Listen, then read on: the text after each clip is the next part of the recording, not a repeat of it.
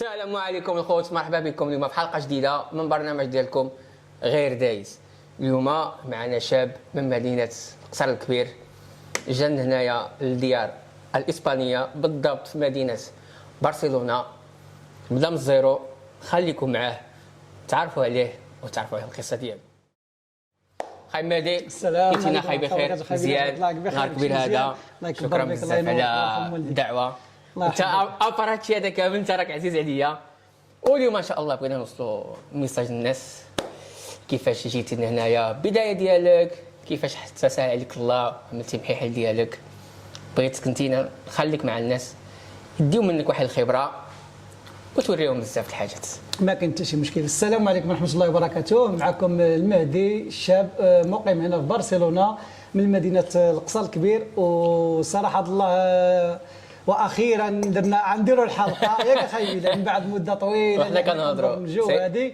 فصراحه الله كنبغي نشكر الاخ بلال وخاي اسماعيل اللي جاوا لعندي حتى المحل وكبروا بيا صراحه الله. فهذا كنقول لكم شكرا خاي بلال، شكرا خاي اسماعيل. خاي اسماعيل اللي هو غني عن التعريف، اللي ديما ناشطين معاه، ولد مدينتي قصر الكبير. تحيه لخاي اسماعيل. الله يحفظك. عادي جدا اخي بلال، جيت كيف ما كيجيو الناس كاملين، كما كيقولوا كما كيسميوها بالهجره السريه. الهجره السريه. اول حاجه شمن عام جيت اخي؟ 2007 15 في 2007 15 في شهر، اسمح لي، 15 في شهر 7 في 2007. بقى عندي هذه هذه بحال النهار اللي ما كتزولش. لا 15 7 2007. 2007 عاودنا شويه. يعني كيف ما قلت لك جيت مينور صغير. شحال كانت في عمرك؟ 15 ونص. 15 ونص. 15 ونص. جيت لهنايا بحالي بحال الناس، مني منك. كنت غادي نجلس مع العائله ديالي، ولكن العائله ديالي بحكم الظروف اللي عندهم وطرحوا علي واحد الفكره باللي نجلس في السينترو، حيت في السينترو يعني كيساعدوهم بزاف، كيعملوا لهم الاوراق، الخدمه، المسائل. على داك الشيء صافي مشيت للسينترو 15 ونص، دخلت للسينترو بحالي بحال الناس. وتما فين بدات. جاتك شويه صعيبه انك تدخل السينترو، يعني بما انك جيتي لهنايا صغير ما تعرف والو، والعائله ديالك قالوا لك زعما انك من الاحسن تمشي للسينترو، ما جاتكش شويه قصه؟ هي ماشي ما تكون شي قصح من اللي قطعت البحر، فهمتي؟ يعني كما كنقولوا حنا الصعيب داز. الصعيب داز صافي. ديك الساعه يعني من دخلت للسينترو جاتني عادي جدا. بالعكس عندك غير ديك الدخله للسينترو، يعني ملي كتدخل وكتشوف ديك الوجوه، يعني كتلقى فهمتي الدراري من طنجه حتى للقويره تبارك الله، وكتخشى في وسط منهم. فهذاك الاحساس النهار الاولاني، راه الدراري اللي مدوزين السطر وغادي يعرفوا داك الاحساس كيكون شويه صافي. النهار الاول، النهار الثاني، النهار الثالث، سبحان الله العظيم انت كتولي عايش معاهم، كتصافي كيوليو بحال خوتك. كيوقع داك شويه ديال فهمتي، كتضحك مع الدراري. انت كتهرب طنجه قصر جنوب كذا هذه منك بحال ماشي مشكل. معناتها باقي صغيره ولا عقل طايش؟ العقل باقي صغير، لكن الحمد لله مزيانه، كندوزوها مزيانه. شحال ضربتي في السنتر؟ عام ونص، لا شي عام وتمجوا عليه عامين، حيت يعني القانون حط 18 صافي. حط 18. وكاين واحد القانون واحد اخر، يعني واخا كتقفل 18 كما كنقولوا، الا جبتيها معاهم مزيان كيخليوك حتى ل 21 عام. يعني هما كيتكلفوا بك، يقدروا يدبروا لك بيسو، يقدروا يعطيوك المعاونه، المهم حتى كيخليوك ناضي. يعني عام و8 شهور تقريبا جبت معاهم. عام و8 شهور. لان مور ما قفلت 18 عام قلت لهم غنمشي بحالي، يعني ما نبقاش معاكم. يعني صافي هما عملوا لك الوراق تما؟ هما عدلوا لي الوراق في السينترو، وخرجت بالخدمه ديالي من السينترو وكل شيء. هو هذا انا قلت لهم غادي نمشي بحالي ونخرج خدمت على راسي. غتعيش نفس الوضعيه ديك الدراري اللي خليتي تما؟ على حسب، يعني حنا ديك الساعه ما تقدرش انت تحكم على الله اعلم. نقدر نكون احسن. هي صراحه الله راه في المغرب كنت نقدر نكون احسن ونقدر نكون لا، وهنايا نيت كنت نقدر نكون احسن ونقدر نكون لا. يعني بحكم داك الشيء اللي دوزت منه انا وباقي صغير وما كاينش اللي غادي ينصحك. راه في اي لحظه دابا حاليا دراري صحابي راه مساكن كل واحد وفين شاده. علاش؟ حيت ما لقاوش اللي غادي اللي غادي يسيروا. يعني ما لقى عائلته، ما لقى ولاد بلادو. يعني راه انت كتعرف هنا راه الا ما رحم ربي وصافي، راه بنادم ما يعقلش عليك كما كيقول لك الغربه. راه هذه هي الغربه. بنادم ما يعقلش عليك الا ما رحم ربي. في داك الشيء اللي كاين. واخا دابا انت ملي خرجتي يعني من السنترو، ملي كنتي 18 عام، يعني وداوك الوراق ديالك، رجعتي عند العائله ديالك؟ كنت كيف شاب، انت كتعرف اي واحد كيشبه له الوراق كتبان له المغرب. هذه راه معروفه عند اي واحد. هذه اي واحد. ملي كتكون باقي يلاه بصمتي كتقطع المية. ضروري مهدي جاي من الغربه. ضروري كسيه كذا هذه. وكان وقع لي واحد ماشي مشكل، كان جاتني في شكل مع كنت طلعت، يعني دوزنا غير شي سنه تقريبا. مي هوت المغرب بحال مشى لي ديك الصرف ديال الدرهم. ملي كنمشي كتلقى بزاف والله الناس العظيم ملي كنمشي نخلص في القهوه ولادي ديما كنعطيه بزايد ما كتعرف كيرجع لك الصرف. كتوقع هاد القضيه والله هادي العظيم بزاف د المرات يعني الحمد لله دوزت ديك السيمانه عاوتاني وليت رجعت لهنايا عاوتاني كافحت فوقاش في 2010. غير هو شنو وقع لي دابا انا مي شبرت ديك الوراق ديال الكونتراباخو يعني انا كاين الوراق اللي عطاوني في السنتر والسنتراباخو يعني راه الناس اللي عايشين هنا كيعرفوا القضيه ديال ما تقدرش تخدم بهم وكاينه وحده اللي كتهضر بهم يعني كتسمى الريسيدنسيا سنتراباخو والاخرى كتكون كونتراباخو. يعني انا كانت عندي سنتراباخو هي اللي هوت بها للمغرب اش فهمتي. يعني من بعد ما بغيت نبدل قالوا لي خصك يكون عندك كونتراتو وكذا وديت ما لقيت واحد الصعوبه. ملي لقيت واحد الصعوبه طحت في واحد المشكل اللي طحت فيه هو بقيت من 2010 حتى ل 2015 بلا وراق 5 سنين. 5 سنين يعني بحال اللي بديتي من الاول. ماشي بديت من الاول بصح بديت من الاول من تحت الزيرو. هذيك من تحت رجعتي هذيك الساعه راه كنت قال من 18 دابا راه عندك 18 صافي راه كتحسب مع اصحاب الستينات السبعينات ما كيعقلش عليك حتى شي واحد. صح. يعني سبحان الله العظيم ديك الخمس سنين تكرفصت فيها بزاف اللي ان شاء الله غادي ندير واحد الحلقه اللي غنتكلم عليها على راسي شخصيا ان شاء الله. ونعاودوا لهم حتى هي طويله بزاف. المهم صافي ديك الساعه في 2015 وليت شبرت المسائل ديالي وصافي شبرت الورقات ديالي عاوتاني وخدمت بديت الخدمه هذه. فين اول خدمه خدمتيها في اسبانيا يعني؟ المهم ديك الخمس سنين اللي دوزتها هذيك خليها كما قلنا تنعاودوا على راسي نضر لك ملي خدمت في الكاي اف سي شركه معروفه عالميه عرفتي بحال الشغل ديال ماكدونالدز وكذا يعني صافي هذيك هي الخدمه ديالي اللي بديتي فيها. هذه اول خدمه؟ لا قبل منها كنت درت ملي كنت في السنتر عملت الكورسوس وكذا والمسائل وهذه في كوزينه وهذه خدمت في واحد الاوتيل في كوزينه. سبحان الله ديما عندي مع الكوزينه بزاف يعني دائما خدام مع يعني ايضا دي كوزينه صافي تما بديت معاه في الكاي اف سي في 2015. وشحال بقيتي خدام معاهم؟ في الكاي اف سي ضربت معاهم تقريبا شي 4 سنين. 4 سنين وانت معاهم؟ 4 سنين وانا معاهم. واش من تما بدات كتجيك الفكره انك تعمل ديالك بوحدك؟ تما فين الصراحه الله كنت خدام معاهم يعني انا راه بديت خدام معاه كنت خلص 600 الاورو في الشهر 700 عاد بقى كيطلع لي الصويلده راه نهار اللي بديت كنتخلص طوبي راه وصلتني 1100 هذا راه كنتخلص كنضرب 8 ساعات الخدمه والمسائل. ولكن اسمح لي نسقسيك يعني دابا هاد الساعه اللي قلتي لنا ملي كنتي خدام واش رجعتي عاود عند العائله ديالك ولا كريتي بوحدك؟ لا هذيك الساعه صافي ديك الساعه اصلا يعني انا الوالدين ديالي عايشين في المغرب. فهمتي دابا شحال من واحد راه كيسمع زعزع برشلونه راه كتجي له الفكره ديالو راه واحد الراجل بوليداته كتسمع كبيره كتسمع غليطه والله العظيم زعزع شي اللي عطى الله واحد العبد ضاعف فهمتي عايش بوحدي يعني ملي كنتي خدام يعني ملي كنت خدام كنت بوحديتي دائما بوحديتي يا ابيطا ما خليتش فيش كنت ابيطاسيونيس بيسوس كومبارتيدون انت كتعرف انا ودراري صحابي بدا المسائل حتى مؤخرا عاد طلع واحد خاي يعني من قبل عندي خوتي مزوجين بولادهم يعني انت كتعرف عايشين الحياه ديالهم كل واحد وعنده الثقه ديالو فهمتي يعني صافي تما في الكايف تما فين بديت معاهم تقريبا 4 سنين ديال الخدمه. يعني تما رجعوا الموضوع ديالنا من تما بدات كتجيك فكره انك تعمل شي حاجه ديالك بوحدك؟ هي صراحه الله الفكره ما جاتش من عندي جات من عند واحد الدري اللي هو كتعرفوا هادشي اللي حنا باغيين نعرفوا يعني دابا الفكره ديال زعزع هي الفكره ديال واش المهدي ولا ماشي المهدي؟ هي الفكره ديال زعزع ماشي ديالي يعني مثلا انا فكرت ندير زعزع فهمتي يعني الناس هي الفكره عليك الفكره لا ماشي الناس او كانوا جاري واحد هي جات من عند حمزه خاي حمزه خاي كان خدام في المغرب هذا الشيء ديال العواصر حمزه الخوا ديالك اللي يلاه حمزه اللي يلاه جا مؤخرا يعني 3 سنين انا راه كاع الناس اللي جايبين هنا 3 سنين راه كاملين كنقول لهم عاد شوف البارح يعني بالنسبه لي كيبقاو جدادي باقي جدادي هو اللي سبحان الله العظيم يعني منين جا انت كتعرف خاصو يخدم وهذا جات هذه الفكره ديال زعل ديك الساعه انا خدام في الكاي اف سي واحد النهار في الدار تسخرنا وكذا هادي عدلنا زعزع في الدار عدلتوا العصير في الدار ليكم تشربوا نتوما العصير في الدار كذا هادي مزيونه انا عندي واحد شويه المعرفه هنايا في الهوسبيطالات كيعرفوني الدراري كذا هادي علاش ما توكلوش على الله صافي ديك الساعه وكان معايا واحد الدري اللي كنت كتعرفوا مرشد تا هو شوف زعزع راه عنده جنود الخفاء ديالو غير هما ما كيبانوش صافي حيت دابا في الانستغرام كيشوفوا غير المهدي راه المهدي ماشي بوحديته المهدي عنده جنود الخفاء ديالو اللي كاع ما كيبانوا كاين اللي ما كيعجبوش يبان كاين اللي فهمت يعني عاديه غير انا عندي مع هاد الكاميرا شويه صافي هذاك الشيء كنبان يعني صافي تما جات الفكره ديال زعزع. شنو وقع؟ هي سبحان الله العظيم انا مع دوك النصارى ملي كنت خدام في الكي اف سي صافي ما مرتاحش. علاش ما مرتاحش؟ بحال اللي كيسفوا لك الدم ديالك، فهمتي؟ يعني ملي سبحان الله العظيم كتكون خدام دائما كتبقى بحال العبيد ديال شي واحد، خاصك ضروري دير شي حاجه ديالك. واللي جعلني نكره هذيك الخدمه هذيك وهو انا كنت كنكافح معاهم وكنطيب وكذا وهذا، وكنخرج معطل بالليل، وملي كنجي كندخل 5 دقائق معطله كيبقى يلومك. وانا في واحد القاعده دائما 5 دقائق معطله، فهمتي؟ صافي ديك الساعه طلعوا علي في راسي، بقيت عليهم منك جاتنا الفكره ديال هذه، صافي بقينا كنقلبوا على المحل كذا. واخا واحد السؤال قبل ما نكملوا، واش كان عندك شي راس المال ولا تسلفتي؟ سير واخا انا جاي لك القضيه ديال راس المال، حتى شحال من واحد باش ياخذ الفكره. صافي ملي بقيت صافي طلع علي في راسي وخشيت الفكره في راسي بلي خصني نفتح المشروع ديال زعزع باش نخدموا على راسنا وكذا والمسائل.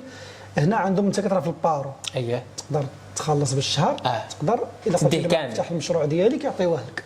كتجيب لهم غير البروجي، يعني تجيب لهم المسائل كيعطيوك فلوسك كامله. صافي انا كانت عندي ديك عامين ديال البارو، صافي يعني جمعتها توكلتي على الله، غادي نتخلص راسي، فهمتي؟ يعني باش نفتح مشروع مع الشريك ديالي، يعني كما قلت لك نمشي بوحديتي مع البركه ديالو هو مع ديالي انايا، فتحنا هذا المشروع. هذا هو يعني غير في الخدمه كانت عندي صعوبه، يعني خاصهم يجريو عليك هما باش كتاخذ باش تقدر تدي الحساب، باش هذه الناس اللي عايشه هنا تاخذ الفكره هذه. انا قصدت الخايفين نيشان، قلت له شوف انا ما غنجيك لا طباخ خاص لا حتى شي حاجه، انا خاصني تجري عليا عطيني الورقه نشبر حسابي صافي من الاخر.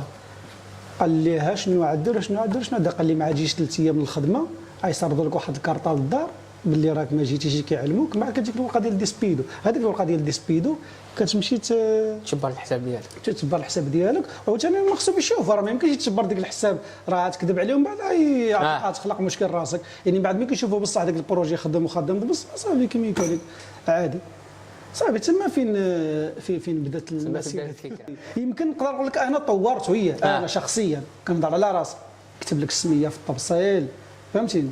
حتى زعزع اللي معروف لا في تطوان ولا في الشمال كيعدلوا لابوكا، كاين اللي كيخدمها بالفلان من لتحتي بالجلابيه، كل واحد باش كيخدمها بالفروت والسيكوس كيسيبوهم تما لداخل في وسط منه ويولي يكب لابوكا وشويه حاجه من الفوق. هذا هو زعزع اللي هذا هو زعزع. انا لا حنا كنخدموا بالباناتي فريسا مانغو، فهمتي؟ لابوكا من القاع كتزوقوا من الفوق وتزيدوا كتزيد السميه في التبصيل المسائل. يعني بحال نقول لك طورتو صافي. ما واخا نقدروا نعرفوا شحال قام عليك باش فتحتي زعزع، ولا تقدر تعطينا واحد الرقم يعني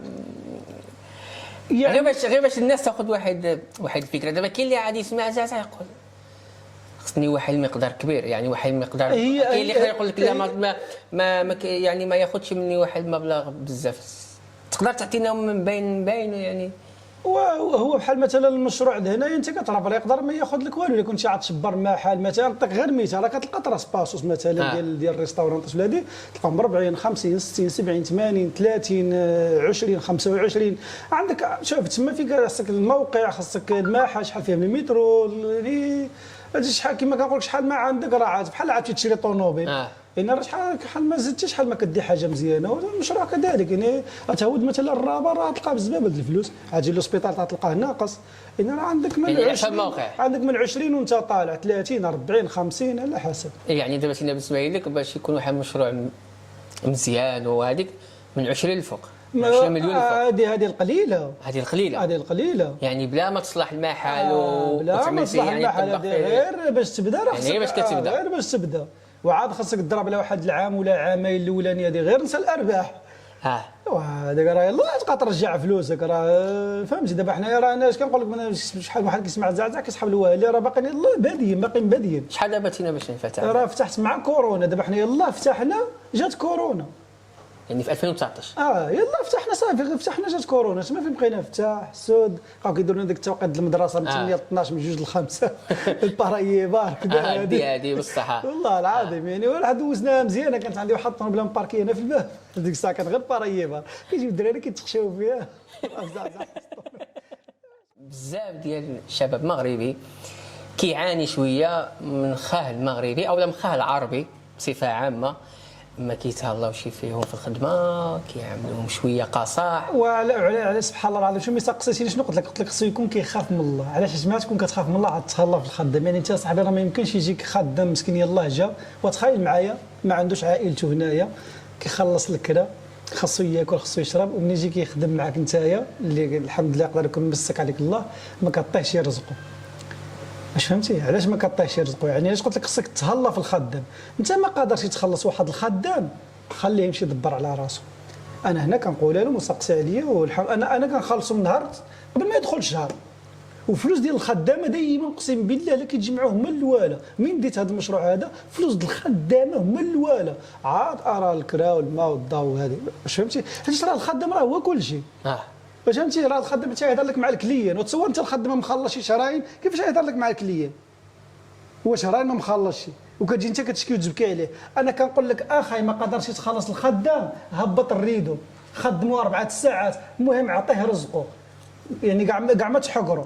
بارك عليه راه محقور في الغربه، راه ما كيحتاج شي ورقه مسكين، راه خصو كيتمرس. هادو الدراري. اما اللي جينا نهضروا عاوتاني على مساكن العائلات، ديك خلاص كتجي عندك العائله مسكينه باغا تخدم، شنو كتشوف فيها انت؟ كتخدمها باش تبروفيتاري منها. كاينه شنو كدير ديك العائله مسكينه ما كتقدرش تهضر بزز منها وبحكم الظروف اللي هي فيها كتخدم معاك، في الاخر كتقلل منها الحياه.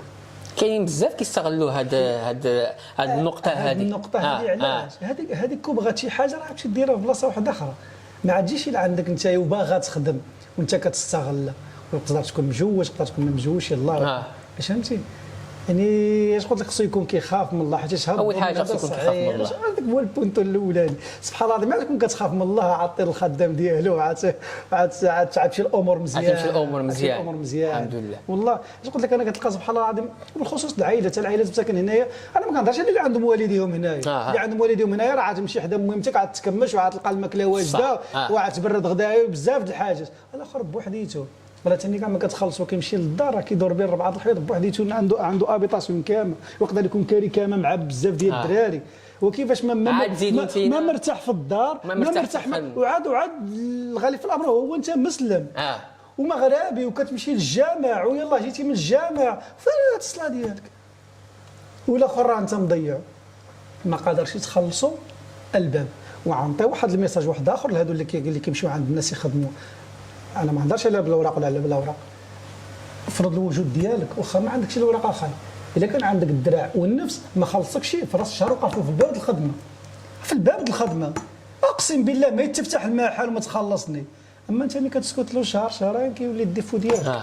مع الاسف انا نهضر لك، انا على ولد خالتي كنخدم مع واحد سيدنا ما نذكرش السميه ديالو، ما خلصوش شي شهرين، قلت له يلاه معايا دابا الباب، وبلي خاف ما قال لي لا غير خليه، وقف له في الباب والله ما تخدم ولا تخدم حتى تعطيني رزقي وبسلام. حيت الرزاق الله، الرزاق الله. دابا شنو كيوقع لك الدري مسكين كتلقى ولا وصابرين وهذا ما كايناش، هذه ما فيهاش، هذا خط احمر، هذا دالك رزقك. ومشكله كتجبر هذاك المحل خدام، يعني وجود الخدمه هذا هو المشكل اللي انا ما كيعجبنيش الصراحه. شوف انا معايا خوتي هنايا ما كيوصل الشهر ما كنقدر نعطيه داك الشيء قليل، عيصبر معايا حيتاش خاي كنعوضوه بزاف د الحاجات. ولكن الخدام راه ما عاجيش عنده نقول له صبر معايا.